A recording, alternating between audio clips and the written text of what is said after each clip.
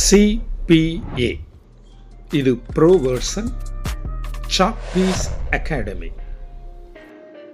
PGTRB பொருளியல் பாடத்திலிருந்து model எக்ஸாமிற்கான unit 1 part number 5 new syllabus 2025 நுண்ணியல் பொருளாதார பாடத்திலிருந்து உங்களுக்காக வினா விடைகள் உருவாக்கி இந்த வீடியோவில் தர உள்ளோம். ஏற்கனவே 4 பார்ட்டுகள் வெளியாகியுள்ளன. அதையும் பார்த்துவிட்டு அதனுடைய தொடர்ச்சியான 5வது பார்ட்டையும் பாருங்கள். இப்போ நம்ம இந்த வீடியோவினுடைய முதல் கேள்வியும் 101வது கேள்வியும் பார்க்கிறோம். இந்த வீடியோவில் வினாக்கள் மட்டுமே வழங்கப்படுகிறது. இதற்கான விடைகளும் அதற்கான PDF ஃபைலும் உங்களுக்கு வேண்டுமென்றால் நீங்கள் நமது சேனலை சப்ஸ்கிரைப் செய்து மாத சந்தாதாரர்களாக மாறினால் உங்களுக்கு PDF ஃபைல் உங்களது வாட்ஸ்அப் நம்பருக்கு அனுப்பப்படும். இப்போ நம்ம கேள்விக்குள்ளே போகிறோம். உயர்ந்தபட்ச பயன்பாடு கிடைக்கும் பொருள் அளவு டேஷ் என்கிறோம். உயர்ந்தபட்ச பயன்பாடு கிடைக்கும் பொருள் அளவு டேஷ் என்கிறோம். இதனுடைய ஆப்ஷன்ஸ் சம அளவு, சமநிலை அளவு, இறுதி சமநிலை, உச்சநிலை. அடுத்து 102வது கேள்வி. நுகர்வோர் ஒவ்வொரு பொருளையும் எவ்வளவு வாங்குவார் என்பதை விளக்குவது டேஷ். நுகர்வோர் ஒவ்வொரு பொருளையும் எவ்வளவு வாங்குவார் என்பதை விளக்குவது டேஷ். இதனுடைய ஆப்ஷன்ஸ் இறுதி சமநிலை பயன்பாடு, சமநிலை அளவு, பணத்தின் இறுதி நிலை பயன்பாடு, உறுதி சமநிலை. 103வது கேள்வி. நுகர்வோரின் வருமானத்தை குறிக்கும் வரைபடம் டேஷ். நுகர்வோரின் வருமானத்தை குறிக்கும் வரைபடம் டேஷ். இதனுடைய ஆப்ஷன்ஸ் சமநிலை வளைகோடு, பட்ஜெட் கோடு, நேர்கோடு, சமநோக்கு வளைகோடு.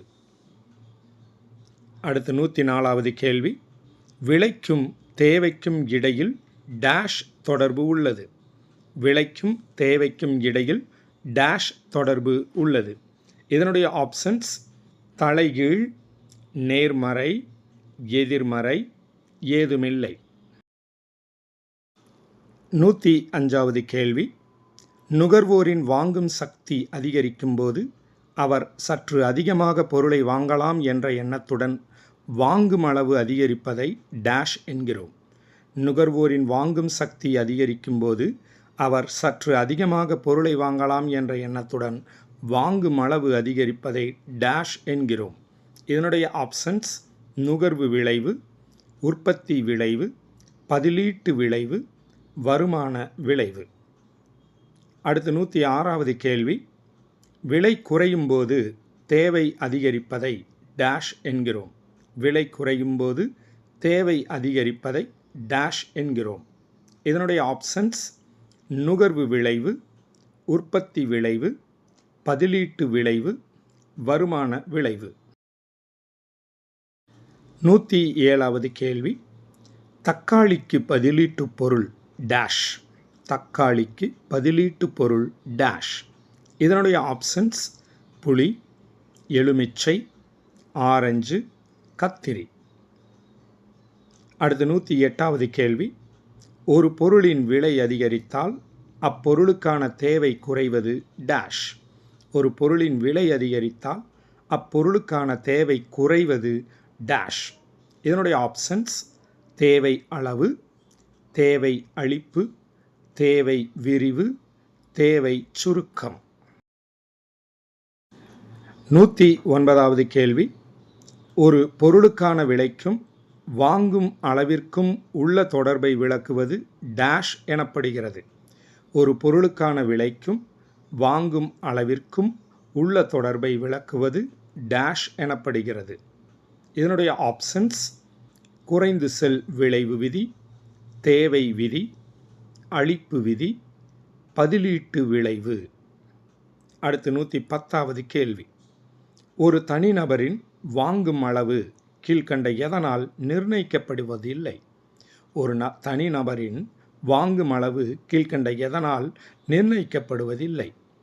இதனுடைய ஆப்ஷன்ஸ் நுகர்வோர் வருமானம், பொருளின் விலை, பதிலீட்டு பொருட்களின் அளவு, எதிர்காலத்தில் கிட்டக்கூடிய வருமானம். 111வது கேள்வி. தேவை விதியை விளக்கும் வழிகளுள் ஒன்று. தேவை விதியை விளக்கும் வழிகளில் ஒன்று. இதனுடைய ஆப்ஷன்ஸ் எண் அளவை முறை, நிறுத்தல் அளவை முறை, அட்டவணை முறை, ஏதுமில்லை. அடுத்து 112வது கேள்வி. நுகர்வோரின் பண வருமானம் அதிகரித்தால் தேவைக்கோடு டேஷ். நுகர்வோரின் பண வருமானம் அதிகரித்தால் தேவைக்கோடு டேஷ்.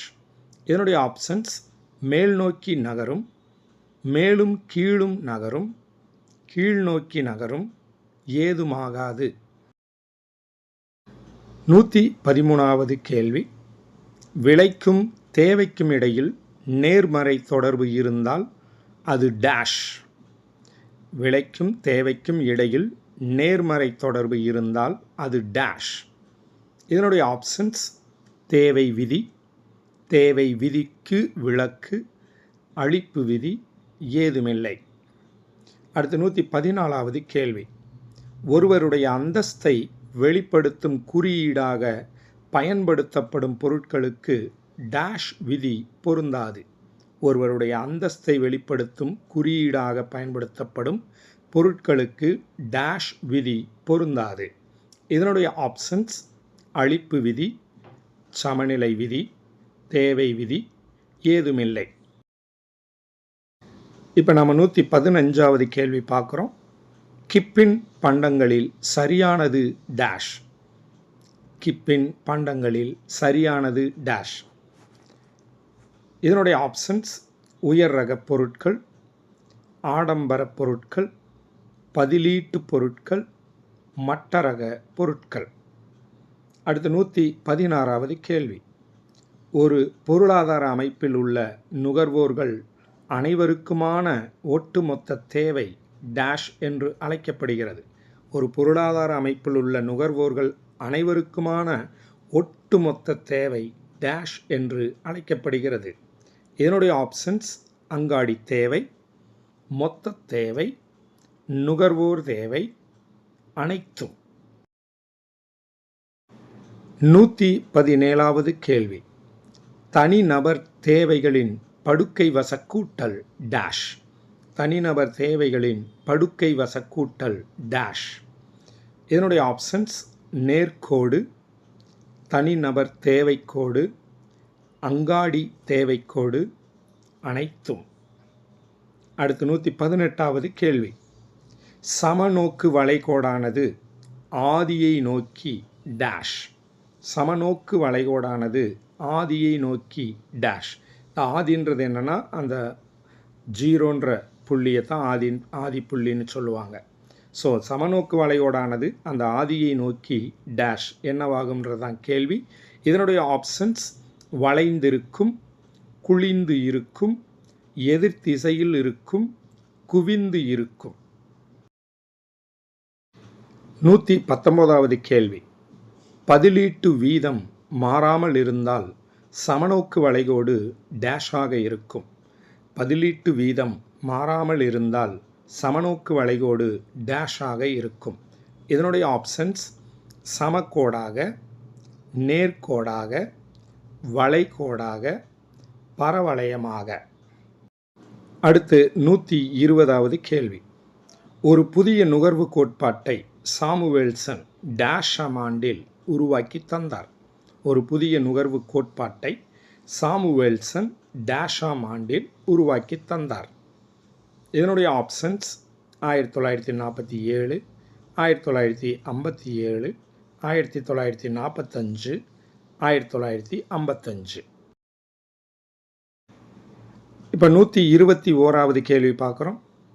நுகர்வோர் எதிர்பார்த்த விலைக்கும் உண்மையில் அவர் கடைக்காரருக்கு கொடுக்கும் விலைக்கும் உள்ள வேறுபாட்டிலிருந்து கிடைக்கும் பயன்பாட்டின் அளவு டேஷ் என்று அழைக்கப்படுகிறது. நுகர்வோர் எதிர்பார்த்த விலைக்கும் உண்மையில் அவர் கடைக்காரருக்கு கொடுக்கும் விலைக்கும் உள்ள வேறுபாட்டிலிருந்து கிடைக்கும் பயன்பாட்டின் அளவு டேஷ் என்று அழைக்கப்படுகிறது. இதனுடைய ஆப்ஷன்ஸ் தள்ளுபடி, லாபம், நுகர்வோர் விருப்பம், நுகர்வோர் உபரி. 122வது கேள்வி. ஒரு நுகர்வோர் ஒரு பொருளை வாங்காமல் விடுவதைக் காட்டிலும் எந்த விலை கொடுத்து வாங்க தயாராக உள்ளரோ அந்த விலைக்கும் அவர் அங்காடியில் உண்மையில் கொடுக்கும் விலைக்கும் உள்ள வேறுபாடு நுகர்வோர் உபரியாகும் என்றவர்.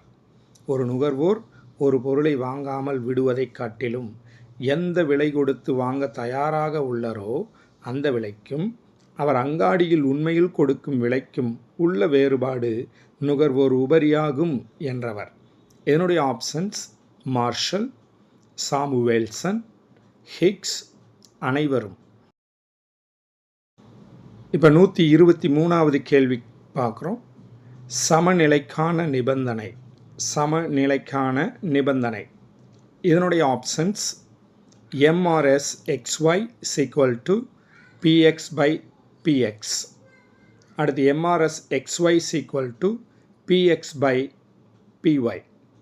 அடுத்து MRS YX = PY by PX. அடுத்து MRS Y = PY by PY. இப்போ நம்ம 124வது கேள்வி பார்க்குறோம். சமச்சீரற்ற தகவல் கோட்பாட்டை உருவாக்கியவர்களில் ஒருவர் டேஷ். சமச்சீரற்ற தகவல் கோட்பாட்டை உருவாக்கியவர்களில் ஒருவர் டேஷ். இதனுடைய options Michael Spence, George Akerlof, Joseph Stiglitz, அனைவரும். இந்த வீடியோவினுடைய இறுதி கேள்வி 5வது பாற்றினுடைய இறுதி கேள்வி 125வது கேள்வி. சமச்சீரற்ற தகவல் கோட்பாடு டேஷாம் ஆண்டில் உருவாக்கப்பட்டது. சமச்சீரற்ற தகவல் கோட்பாடு டேஷாம் ஆண்டில் உருவாக்கப்பட்டது. இதனுடைய ஆப்ஷன்ஸ் 1971, 1969, 1970, 1972. அன்பார்ந்த ஆசிரியர் பெருமக்களே, உங்களது விடைகளை எழுத தயாராகிவிட்டீர்கள் என்று நம்புகிறோம். உங்களது விடைகளை எழுதி நமது குழுவில் பதிவிடவும். நீங்கள் இதற்கான விடைகளையும் அதற்கான PDF ஃபைலும் வேண்டுமென்று விரும்பினால் மாத சந்தாதாரர்களாக மாறிக்கொள்ளுங்கள்.